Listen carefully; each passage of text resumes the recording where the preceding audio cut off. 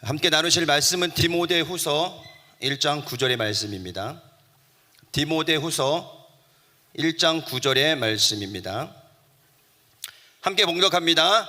하나님이 우리를 구원하사 거룩하신 부르심으로 부르심은 우리의 행위대로 하심이 아니요 오직 자기 뜻과 영원한 때 전부터 그리스도 예수 안에서 우리에게 주신 은혜대로 하심이라. 한 번 더 해볼까요? 시작. 하나님이 우리를 구원하사 거룩하신 부르심으로 부르심은 우리의 행위대로 하심이 아니요 오직 자기 뜻과 영원한 때 전부터 그리스도 예수 안에서 우리에게 주신 은혜대로 하심이라. 아멘. 제목 함께 따라합니다. 하나님의 부르심.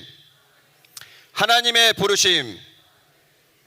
세 가지 질문을 먼저 드리고 말씀을 나누도록 하겠습니다. 첫 번째는 나는 오늘 이 자리에 왜 나왔는가라는 질문입니다. 그리고 두 번째는 나는 지금 어떠한 마음으로 이 예배를 드리고 있는가입니다. 그리고 세 번째는 이 예배가 끝나고 나서 집으로 돌아갈 때 어떠한 마음으로 어떠한 결단으로 돌아갈 것인가에 대한 질문입니다. 이 질문의 답은 여러분이 오늘 예배를 드리고 여러분 스스로가 찾으시기를 바랍니다. 저는 예배를 준비할 때마다 간절한 소망이 있습니다. 그것은 예배 가운데 우리의 인생이 발견되고 삶의 존재 이유와 목적이 발견되는 것입니다. 그리고 예수님을 인격적으로 만나 우리의 삶이 예수님께 붙잡힌 바 되는 삶을 살아가는 것입니다. 기도하기는 오늘 이 자리와 또 부석성전 온라인 예배를 드리는 그 삶의 초석 가운데 동일한 은혜가 임하시기를 주의 이름으로 축원을 드립니다. 우리는 인생을 살아가면서 여러 가지 많은 일에 집중하며 살게 됩니다. 혹은 헤어나지 못할 정도로 그 일에 붙들려 살아야 할 때가 굉장히 많이 있습니다. 그렇게 열심히 살다 보면 그 사람에게는 인생의 부름에 반응하며 삶은 삶이고 그게 바로 삶의 이유가 되는 것입니다. 그리스도인들에게 부르심은 인생 최대 사건이 아닐 수 없는 것입니다. 소명의 사전적 의미는 어떤 특별한 목적을 위해 부름을 받은 것이라고 이야기하고 있습니다. 2009년에 소명이라는 영화가 개봉이 되었습니다. 많은 그리스도인들이 영화를 통해서 큰 은혜와 도전을 받았습니다. 여기에 나오는 주인공 강명관 선교사님은 외국어 고등학교에서 국어를 가르치던 교사였습니다. 안정된 자리를 내려놓고 복음의 사명 때문에 신대원에서 공부를 하고 졸업 후에 하나님의 부르심에 순종하여 계획에도 없었던 아마존 밀림으로 떠나게 됩니다. 문명이 발달한 도시에서 선교도 쉽지 않은데 아마존 밀림 깊은 곳에는 바로 원시 시대를 상상하게 하는 원주민들이 거주하고 있었고 선교의 시작은 그 어려움 자체였습니다. 병원실 하나 없는 곳에서 싸워야 할 질병과 수많은 벌레와의 싸움은 매일매일 어려움이었지만 선교사님은 이것조차 감사함으로 생각하며 하루하루 복음의 사명을 감당하셨다고 합니다. 선교사님의 간증 중에 제 마음을 요동케 했던 고백이 있습니다. 선교지의 어려움보다 더 중요한 것은 복음의 사명과 하나님의 부르심이 있었기에 지금의 어려운 상황은 문제가 되지 않습니다라는 고백이었습니다. 지구촌 6,900 언어 가운데 성경이 번역되지 않아 아직도 복음을 듣지 못하는 민족이 2천여 곳이나 있다고 합니다. 선교사님의 사명 중 하나는 이 2천여 곳에 성경을 번역하여 전파하고 복음을 전하는 것이라고 이야기합니다. 명성교회 집사님으로 평범한 삶을 살고 있었던 이 선교사님은 주님을 최고로 사랑하는 길은 무엇인가? 라는 이 질문에 예수님의 제자로 땅끝까지 복음을 전하는 것임을 깨닫고 하나님의 거룩한 부르심 앞에 순종하여 바로 아마존으로 들어가게 되신 것입니다. 지금도 성경을 번역하는 사역을 감당하고 계시고 130명 남짓 원주민들에게 주님의 마음을 전하며 계속적인 선교 사역을 이어가고 계십니다. 저는 선교사님의 사역을 다시 접하면서 저에게 이러한 질문을 던져보게 되었습니다. 목사 김태선이 아닌 그리스도인으로서 지금 나는 어떤 삶을 살고 있는가입니다.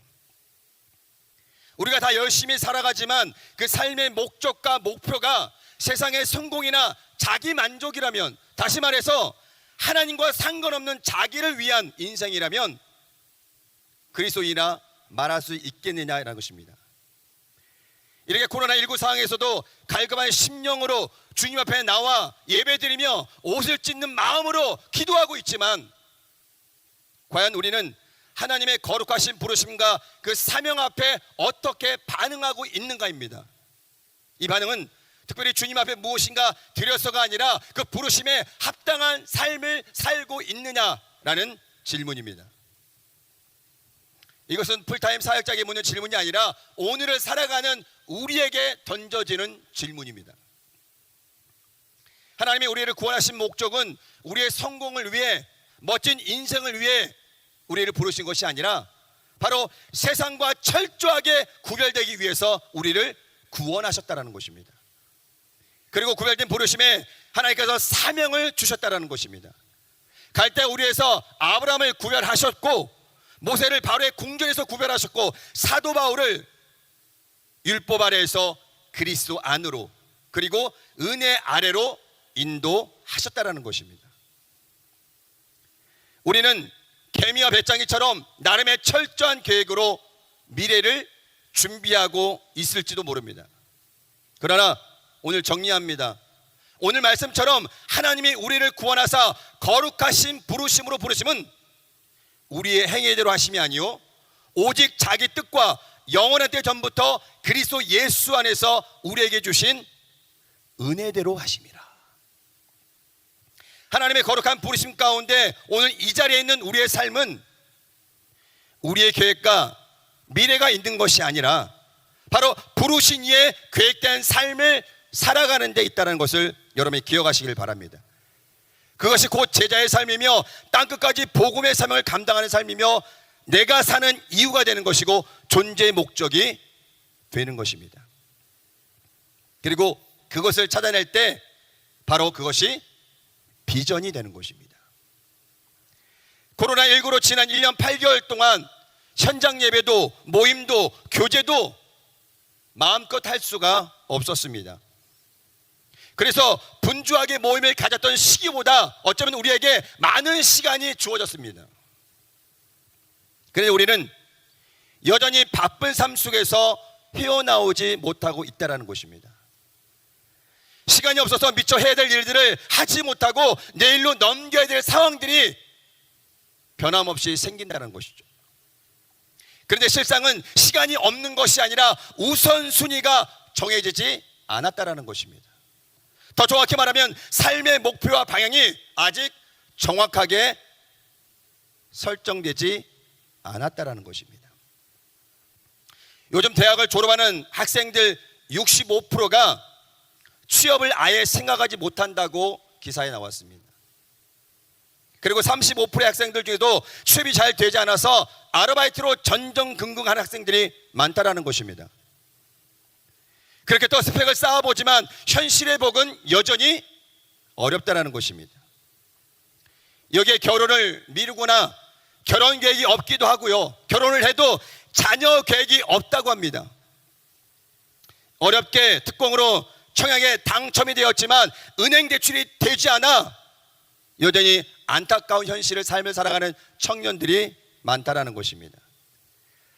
계속적인 취업난과 경제적인 어려움, 그리고 청년들이 꿈을 펼치기에는 너무나 답답한 이 사회적인 구조와 현실, 그 어느 누구도 방향을 제시해주지 않는 이 현실 앞에 우리 청년들에게 엠포세다라는 신조어가 등장하게 된 것입니다. 무엇을 위해 열심히 달리고 있는지, 어디를 향해 열심히 달리고 있는지 잘 모른 채 이 땅의 청년들이 몸과 마음이 힘든 시기를 지나고 있다고 합니다. 얼마 전에 제가 몸이 안 좋은 시기를 지나고 있을 때 한 지체가 책을 하나 보내줬습니다. 페이지 처치라는 책인데요, 그 책을 받아보고 제목 아래 이런 글이 써 있었습니다. 구겨진 종이에도 최고의 이야기를 쓰시는 하나님. 그 가운데 21번째 페이지 처치의 제목이 하나님의 최대 관심사였는데 그 내용의 일부를 잠시 소개합니다. 풍랑이 멈춘 뒤 베드로가 물에 뛰어든 것이 아니고, 폭풍이 멈춘 뒤 요나가 바다에 빠진 것이 아니다.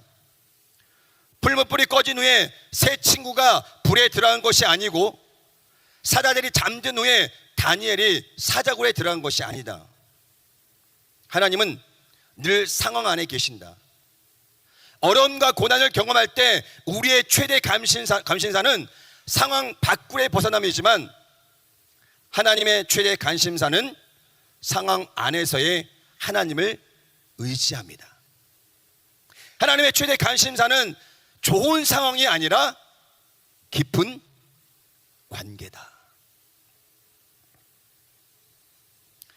저는 짧은 인생을 살아오면서 생각해 보게 되는 것은, 과연 내 삶의 우선순위는 무엇이었는가 하는 질문입니다. 지금은 주의 종이 되어서 14년째 이 사역을 하고 있지만, 그래서 누가 물어봐도 저의 삶의 우선순위는 예수님입니다. 이러한 대답이 맞겠지만은 여전히 그런 대답의 삶을 살지 못하는 것이 저의 삶입니다. 사역에 죽어가는 것 같지만, 주의 붙드심에 순종하는 것 같지만, 그럴듯하게 포장된 모습이 하나님의 부르심에 역행하고 있지는 않은지 계속적으로 제 안에 질문을 던져보게 됩니다. 하나님의 최대 관심사는 깊은 관계에 있는데, 나는 내 상황에 붙들려 하나님과의 깊은 관계를 외면하고 있지 않았는지 생각해 보는 시간이 있었습니다. 작은 예수의 삶을 살기 위해 세상이 말하는 호구의 삶도 마다하지 않았던 한 청년이 33세 나이에 주님 품에 안겼습니다.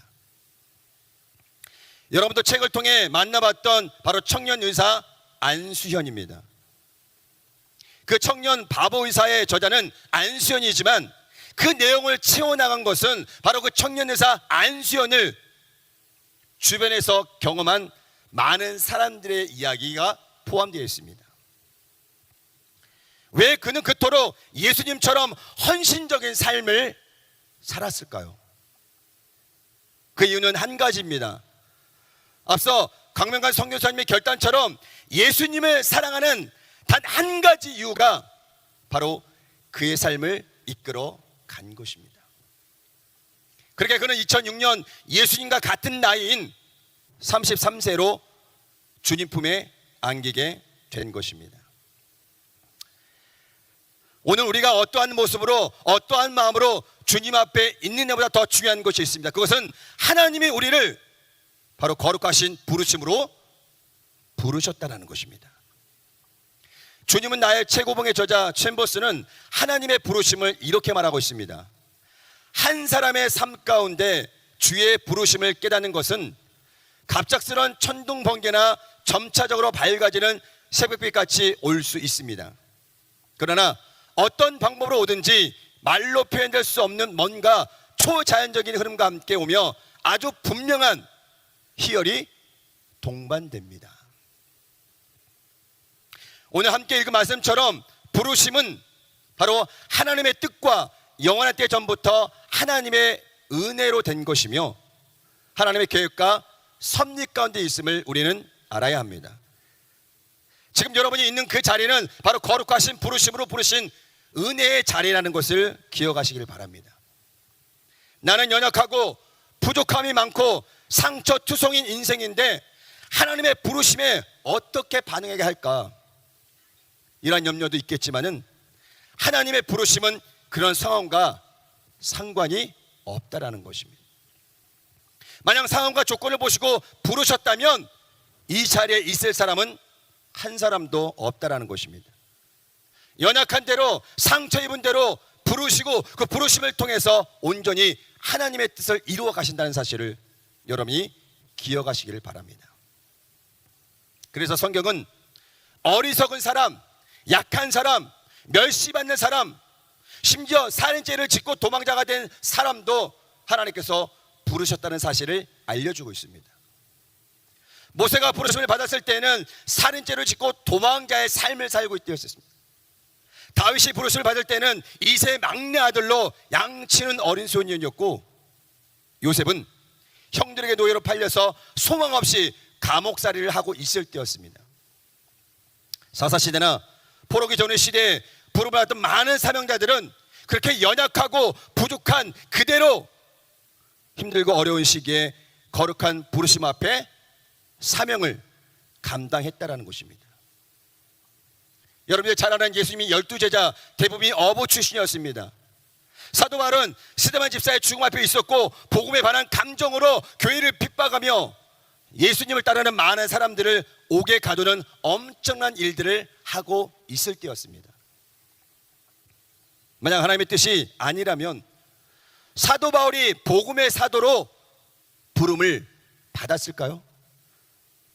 그 부르심에 사도 바울이 목숨을 걸고 복음을 전할 수 있었을까요? 죽음을 목전에 두고도 담대히 복음을 전하는 사도 바울의 삶을 우리는 무엇으로 설명할 수 있겠습니까? 신약의 절반 이상을 기록한 사도 바울의 서신 서두에는 이러한 표현들이 있습니다. 로마서 1장 1절입니다. 예수 그리스도의 종 바울은 사도로 부르심을 받아 하나님의 복음을 위하여 택정함을 입었으니. 고린도전서 1장 1절입니다. 하나님의 뜻을 따라 그리스도 예수의 사도로 부르심을 받은 바울. 골로새서 1장 1절입니다. 하나님의 뜻으로 말미암아 그리스도 예수의 사도된 바울. 디모데전서 1장 1절입니다. 그리스도 예수의 명령을 따라 그리스도 예수의 사도된 바울. 그의 서신 앞에는 다 하나님의 부르심이 있었습니다. 그 하나님의 부르심에 의해서 하나님의 뜻을 따라서 그리스도 예수의 명령을 따라서 바로 복음의 사도로 부름을 받았다라는 것입니다. 오늘 저와 여러분도 동일하게 하나님의 뜻과 하나님의 은혜 가운데 부르심을 받았다는 사실을 여러분들이 기억하시길 바랍니다. 또한 하나님은 우리에게 복음의 사명과 더불어 세상의 소금으로 세상의 빛으로 살아가라고 말씀하셨습니다. 이것은 우리의 삶의 현장에도 동일하게 사명을 주셨다라는 것입니다.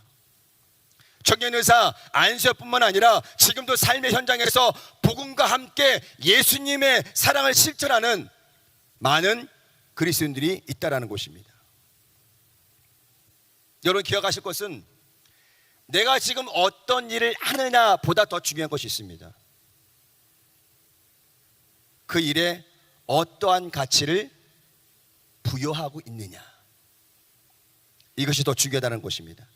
학생은 캠퍼스에서, 직장인은 근무지에서, 사업하는 지체들은 그 사업을 통해 바로 복음의 가치를 전달하고 예수님의 사랑을 전달하는 것입니다. 사업장이든 직장이든 학업이든 가정에서든지 내가 있는 그 자리에서 바로 우리를 통해서 하나님의 거룩한 일들을 이루어 가신다는 것입니다.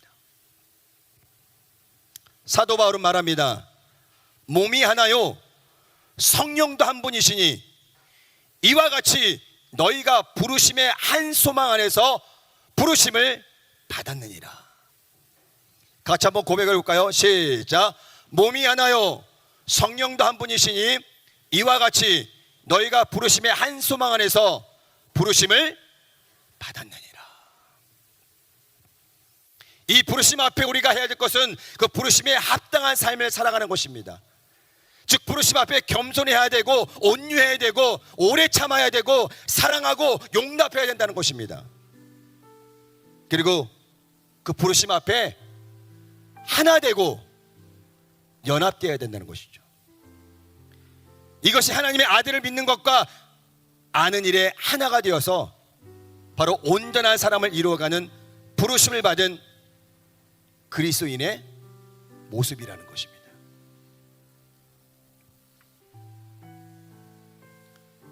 우리가 부르심의 삶을 감당하면서 때로는 지치고 힘들 때가 있을 것입니다. 부르심에 확신도 없는데 등 떠밀려서 이 자리에 있는 건 아닌지, 사명을 감당하면서 12번씩 후회되고 고민하게 되는 것이 바로 우리의 연약함입니다. 우리의 사명은 누구 때문에 혹은 상황 때문에 하는 사명이 아닙니다. 오직 우리를 구원하사 거룩한 부르심으로 부르신 그 은혜 때문에 바로 이 사명을 감당하는 것입니다. 오늘 오전에 우리 청장년국의 행정감사가 있었는데 한 장로님이 이런 이야기를 하십니다. 성령 충만 받고 은혜 받으니까 복음을 전하지 않고는 견딜 수가 없었습니다. 여러분, 우리에게 문제는 상황이 아닙니다.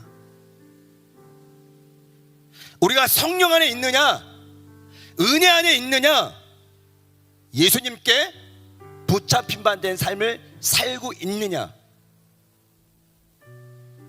이것이 해결되면 그 어떤 것도 문제가 되지 않는다는 것입니다.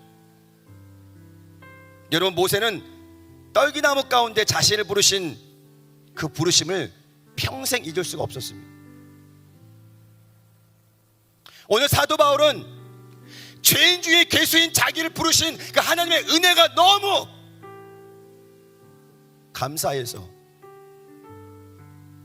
내 목숨을 다 바쳐 죽기까지 복음을 전한 것입니다. 사도행전 20장 24절에 그의 고백이 있죠. 내가 달려갈 길과 주 예수께 받은 사명, 곧 하나님의 은혜의 복음을 증언하는 일을 마치려 하면은 나의 생명조차 조금도 귀한 것으로 여기지 아니하노라. 바울의 순간적인 고백이 아닌 그 주님의 은혜가 너무 감사해서 내 생명조차도 귀하지 않는, 내 생명보다 더 귀한 그 복음을 향해 달려가는 사도 바울의 그 간절한 고백이 오늘을 살아가는 우리의 삶에도 동일하게 고백되어져야 하는 것이죠.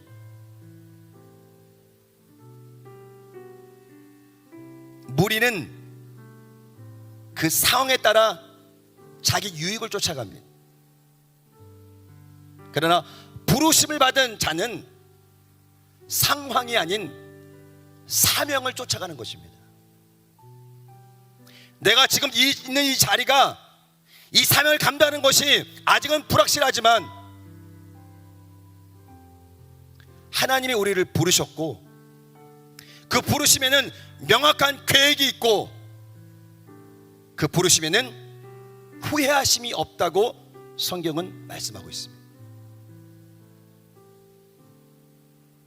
오늘 저와 여러분이 이 자리에 있는 것은 하나님의 거룩한 부르심과 은혜라는 것을 절대 잊어서는 안 됩니다. 내가 사는 이유, 내가 이 사명을 감당하는 이유, 내 호흡까지도 바로 예수 그리스도임을 기억하고 여러분의 인생이 예수님께 붙들마 되는 삶이 되시기를 주의 이름으로 축원을 드립니다. 그래서 귀한 사명 끝까지 감당하며 부르심에 합당한 삶을 이어가는 이 마지막 시대에 하나님이 찾으시는 그 한 사람이 되시기를 주의 이름으로 간절히 축원을 드립니다. 하나님 아버지, 오늘 말씀을 통해 하나님이 우리를 거룩하신 뜻 가운데 부르심을 우리가 알았습니다. 세상 가운데 부족함으로, 연약함으로, 상처 입은 모습으로 세상 가운데 치이면서 살아왔던 우리의 삶이지만 그런 우리들을 하나님 자녀 삼아주시고 거룩하신 뜻 가운데 불러주셔서 각자의 삶 가운데 귀한 사명을 감당케 하시니 감사드립니다. 우리가 사도 바울처럼, 강명관 선교사님처럼 그런 삶을 감당할 수는 없지만 그보다 더 귀한 것을 깨달았습니다. 우리의 상황이 아닌 하나님은 우리와의 깊은 관계에 관심이 있음을 우리가 알았습니다. 그 깊은 관계를 통해 하나님의 마음을 알게 하여 주시고 우리를 향한 그 놀라운 계획과 그 뜻과 섭리를 깨닫게 하여 주셔서 그것이 나의 비전이 되게 하여 주시고 그것이 나의 사명이 되게 하여 주셔서 주님 오실 그날까지 주님을 더욱더 사랑하게 하여 주시고 그 사랑의 은혜로 이 사명을 감당할 수 있는 우리 청장년국 될 수 있도록 하나님께서 은혜를 도와여 주시옵소서. 나의 삶이 아직 부족하고 연약하고 불안하고 미래가 없고 답답한 현실이지만 사명을 깨닫는 순간 그 상황의 모든 문제는 문제가 되지 않음을 우리가 알았습니다. 하나님, 주님께만 집중할 수 있도록, 주님이 주시는 그 사명에만 집중할 수 있도록 오늘 기도하는 귀한 청년들 한 사람 한 사람 가운데 하나님께서 동일한 은혜를 부어주시옵소서. 그래서 저들을 통해서 이 땅이 회복되게 하여 주시옵시고 주님의 나라가 확장되는 귀한 역사가 임할 수 있도록 주님께서 은혜를 도와여 주시옵소서. 삶의 터전에, 직장에, 학업에, 사업에 여러 가지 많은 문제를 놓고 기도하고 있사오니 하나님, 로마서 8장 28절의 말씀처럼 모든 것이 합력하여 선을 이루어진 역사 있게 하여 주시옵시고 내 영혼이 잘된 것이 범사가 잘되고 강건한 축복이 넘치는 귀한 역사가 임할 수 있도록 하나님께서 은혜를 더하여 주시옵소서. 육신의 연약한 부분에 손을 얹었습니다. 가족을 대신해서, 지인을 대신해서 손을 얹었습니다.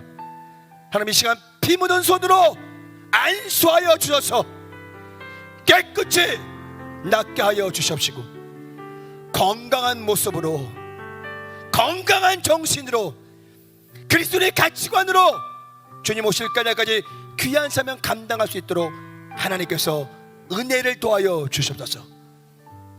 기적이 임할지어다, 치료가 임할지어다, 은혜가 임할지어다. 하나님, 답답한 현실을 보지 않게 하여 주시옵시고 하늘을 바라보며 주의 뜻을 알게 하여 주시옵시고 주님 오실 그날까지 그렇게 주님과 동행하며 살아갈 수 있는 귀한 삶이 될 수 있도록 인도하여 주시옵소서. 주님, 오늘 우리에게 말씀하여 주시옵소서. 우리를 가르치소서. 우리의 다친 마음이 열리게 하여 주시옵시고 주의 빛으로 밝혀 우리를 인도하여 주시옵소서. 그 주님만을 사랑하며 주께서 주신 귀한 사명을 감당하며 그렇게 살아가겠습니다. 기도하는 모든 청년들 마음의 심령 가운데 하나님의 은혜로 채워지게 하여 주시옵소서. 감사드리며 예수님의 이름으로 간절히 축복하며 기도하옵나이다. 아멘. 지금은 우리 주 예수 그리스도의 은혜와 하나님 아버지의 크고 넓으신 사랑과 보혜사 성령님의 내주 교통 충만하심이 우리를 부르신 그 거룩하신 부르심 앞에 순종하며 나아가기를 원하는 우리 청장년군 머리 위에 지금부터 영원토록 함께 있을지어다. 아멘.